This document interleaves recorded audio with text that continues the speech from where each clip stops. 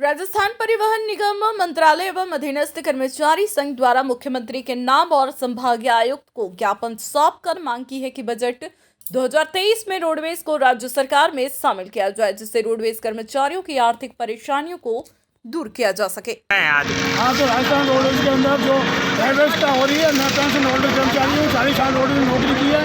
हमारे ज़माने में रोडवेज हाई लेवल पर पूरे राष्ट्रीय स्तर पर इनकम के अंदर फर्स्ट आती थी, अखबारों में आया था। अब घाटा रोडवेज के अंदर व्यवस्था का कारण एक ही है, रोडवेज नई बसें नहीं खरीद रही है और प्राइवेट अनुबंधित जो वाहनें लगी हुई है, जो हमारी इनकम आती है वो उन अनुबंधित को उनको बांट दी जाती है और हमारे जनता के पेंशन के फोटो पड़ रहे हैं। मेरे को तो यही कहना है। सर, हम आज रोडवेज की कर्मचारी यहाँ कलेक्टर को मुख्यमंत्री महोदय के नाम ज्ञापन देने आए हैं। हम आपको बताना चाह रहे हैं कि हम राजस्थान की चर्चा पूरे देश में हो रही है कि यहाँ के कर्मचारी को OPS जैसी सुविधा दे रखी है, लेकिन इसी राजस्थान का एक विभाग रोडवेज है जो आज 2-2 महीने की सैलरी के लिए तरस रहा है। उनको दीपावली पे बोनस मिलता है, सरकार जो घोषणा करती है वो नहीं मिल रहा है, टाइम पे पदोन्नति नहीं हो रही है और उनको सेवानिवृत्ति लाभ का जो है भुगतान वो कोर्ट केस से मिलता है। इसका सबसे बड़ा कारण ये है कि रोडवेज जो इसका किराया है, जो संचालन घाटा है, उसका 20 से 25% है। सरकार ना तो उसको टाइम पे कोई अनुदान दे रही है, ना उसकी कोई क्षतिपूर्ति दे रही है। इस वजह से हमें हर महीने कर्मचारियों को तिनका नहीं मिल रही है, पेंशन नहीं मिल रहा है और इस वजह से अब ऐसी स्थिति हो गई है कि रोडवेज के कर्मचारियों को समय पर तिनका नहीं मिलने से उनकी क्रेडिट सिबिल स्कोर है वो ख़राब हो चुका है और ना तो बैंक इनको लोन दे रही है, ना कोई लोन जो पूर्व में ले रखा है उनके टाइम पे EMI जमा होने से वो भी उनकी सिविल ख़राब हो रही है। तो एक सरकारी कर्मचारी होने के नाते आज रोडवेज विभाग की इतनी दुर्दशा है, तो सरकार इसके ऊपर 4 साल बाद भी क्यों ध्यान नहीं दे रही है, जबकि सरकार ने चुनाव पूर्व वादा किया था अपनी जन घोषणा पत्र में कि अगर उनकी सरकार बनेगी तो इसकी समस्या का विस्तृत समाधान किया जाएगा और सरकार के रूटों में वृद्धि की जाएगी, नई बसों की खरीद की जाएगी, नई भर्ती ली जाएगी। लेकिन आज 4 साल से अधिक समय हो चुका है, सरकार ने हमारी किसी भी मांग को स्वीकार नहीं किया है। आज हमारे सबसे बड़ी बेसिक चीज़ होती है कर्मचारियों की वेतन तनख्वाह की, वेतन पेंशन वो नहीं मिल रहा है तो आगे कर्मचारी क्या उम्मीद रखेगा। सरकार रोडवेज के साथ ऐसा सौतेला व्यवहार क्यों कर रही है, हमारी यही मांग है और हम मुख्यमंत्री से ये आग्रह कर रहे हैं कि ये उनके इस कार्यकाल का अंतिम बजट है, तो इसमें रोडवेज को इसकी हमेशा की समस्याओं को स्थायी समाधान के लिए इसको विभाग का दर्जा दे दे और विभाग के रूप में स्वीकार कर ले इसको, ताकि हमारा भुगतान अन्य विभाग की तरह तेजी से डायरेक्ट वेतन हो सके और हमें केवल हमारे रेवेन्यू के ऊपर डिपेंड नहीं रहना पड़े, क्योंकि रोडवेज में कोरोना काल में रेवेन्यू बराबर आना नहीं आना, कभी बराबर रेवेन्यू आता भी नहीं है, तो उसका खामियाजा हमें भुगतना पड़ रहा है। और सरकार ने हाल ही में एक बड़ी महत्वाकांक्षी योजना शुरू की है जो इसमें प्रतियोगी परीक्षा में विद्यार्थियों को निःशुल्क यात्रा करवा रही है, लेकिन सरकार ने ये घोषणा तो कर दी है, लोगों को फ़ायदा तो पहुंच रहा है, लेकिन इसके अनुसार ना तो हमें अतिरिक्त वाहनें दी, ना अतिरिक्त हमें स्टाफ दिया, उससे भी हम जूझ रहे हैं। एक तो वेतन का ऊपर से हमारे लाले पड़ रहे हैं, कई 2-3 महीनों से वेतन नहीं मिल रहा है। यही हमारी प्रमुख मांग है कि इन समस्याओं के समाधान के लिए इसको राज्य सरकार के विभाग का रूप देके इसे पूर्ण विभाग का दर्जा दिया जाए। अखिल भारतीय विद्यार्थी परिषद ने पेपर लीक मामले में CBI जांच की मांग को लेकर जिला कलेक्टर कार्यालय के बाहर प्रदर्शन किया। मांग की है कि CBI से जांच कराकर दोषियों को सख्त से सख्त सजा दी जाए।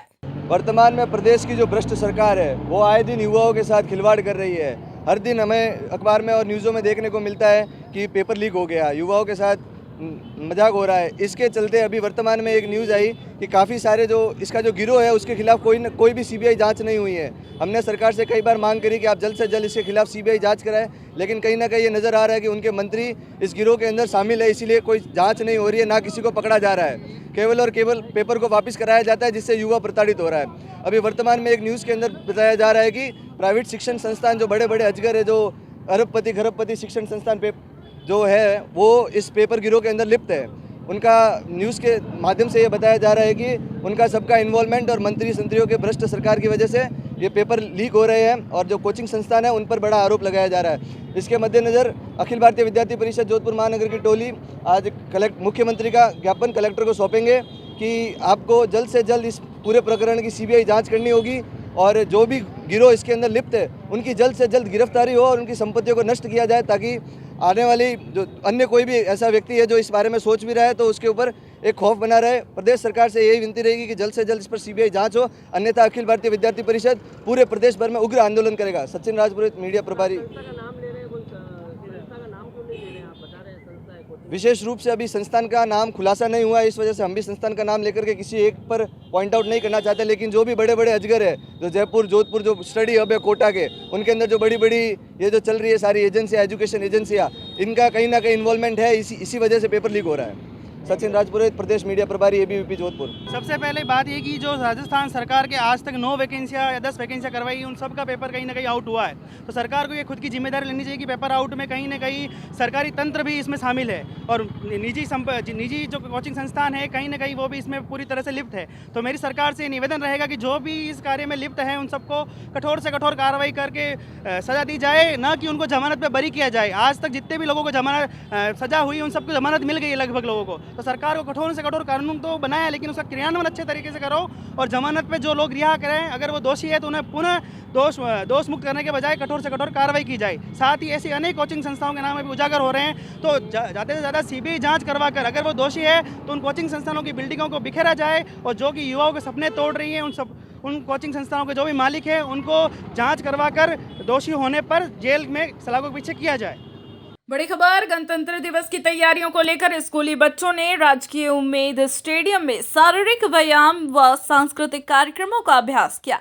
इस कार्यक्रम में 1500 से अधिक स्कूली बच्चे शारीरिक व्यायाम सांस्कृतिक कार्यक्रम में गणतंत्र दिवस पर कार्यक्रमों में भाग लेंगे। बड़ी खबर जोधपुर से गौ सेवार्थ परिवार की एवं 001 गौ सेवा ग्रुप की तरफ से विष्णुकुंड सूर्यकुंड गौशाला में 3100 किलो हरी सब्जियां खिलाई गई। संगठन के अध्यक्ष भवदीप शर्मा मिंटू शर्मा ने बताया कि हर रविवार को गौ सेवार्थ दिवस के रूप में बनाया जाता।